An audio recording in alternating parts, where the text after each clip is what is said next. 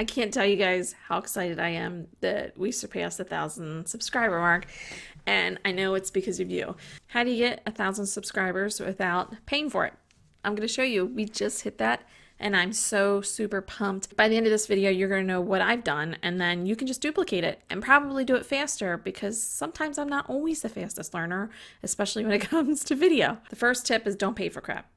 Don't do ads to get subscribers. Don't ask people to subscribe to your channel for no good reason. Don't ask for sub. Just put out the content and put it in front of the people who you think it might be valuable. So I have a couple of groups that are specifically about real estate and how to have a great life. So I did put them in those groups when it made sense, because I thought that it might be valuable to them. So put them in places that you think might be valuable and put it in front of the people you think it might be valuable, and let it grow organically. Because YouTube is really smart, and they know if someone watches your video for like 5 seconds, or even if they watch it for 2 minutes and they click off and they don't watch anything else, they kind of get the idea of the profile of the person who likes your videos and don't like your videos. The last thing you want is to have someone who really doesn't like your videos. They're just watching it for the sake of watching it because you've asked them to. It's going to go show that video to more people like them, and then they're not going to watch it, which is going to make your video tank. You want it to be people who really would interest this, because if you're watching it, they're going to show my video to other people like you. Number 2 is I did keyword research like a madwoman.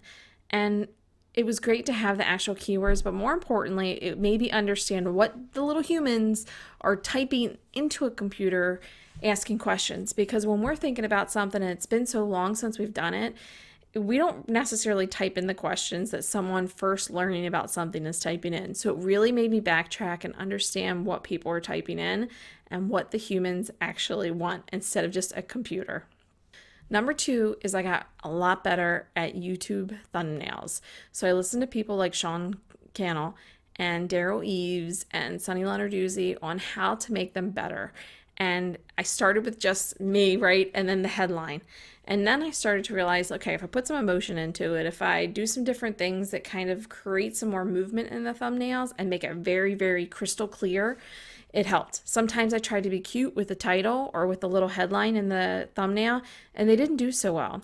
I even have a couple videos where I saw that was kind of underperforming. I changed the thumbnail and boom, it went back up a little bit higher. Like the day I changed the thumbnail, you could tell it spiked up. So the thumbnail really matters. Number 3 is 3 things I focused on, which is title, content, and thumbnail. I really focused on making those things cohesive, and that I realized people are only going to click and watch it if that stuff's really good. They're only going to return if I'm giving value. So I tried to get to the point real quick, and I tried to let you know what this is about and get to it without making it a lot about me. I only talked about me when I thought it helped prove the point. Like, yeah, 6-figure earner as being a mom with 3 kids. I think that builds context in how you can do this stuff too. Number 4 is that I was 100% unapologetically me. I just was who I am.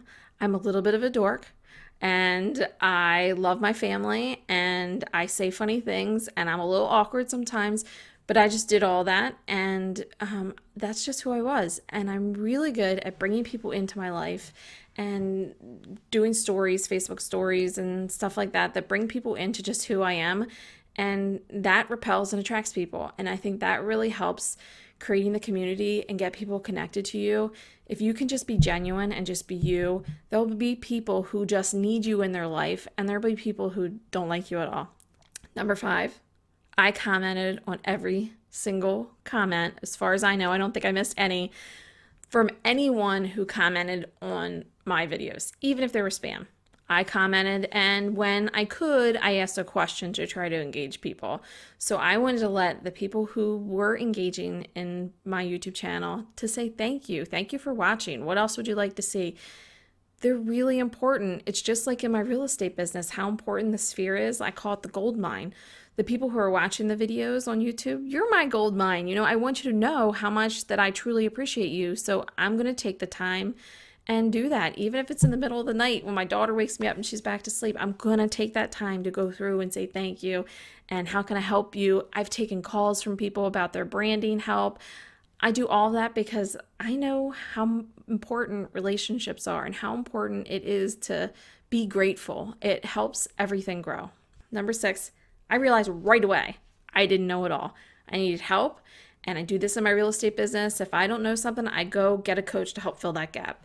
I knew YouTube was a big gap for me, so I hired a coach to figure that out real quick because I knew this was going to be a long journey if I didn't understand the back end of this and how YouTube actually works. I didn't even know how to edit a video. I didn't know how to record a video on a computer. I was only ever using my phone.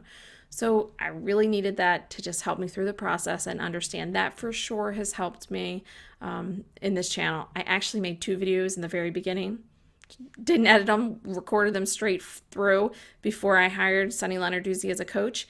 And they were okay, but they've gotten like 80 and 100 views. The videos that I've done once I had a coach and I understood like how YouTube works, that it's a huge search engine, I have one that's got 3,000 views, 2,000 views, 1,000 views, and I only have 1,000 subscribers. I say only, but I think that's a pretty big deal.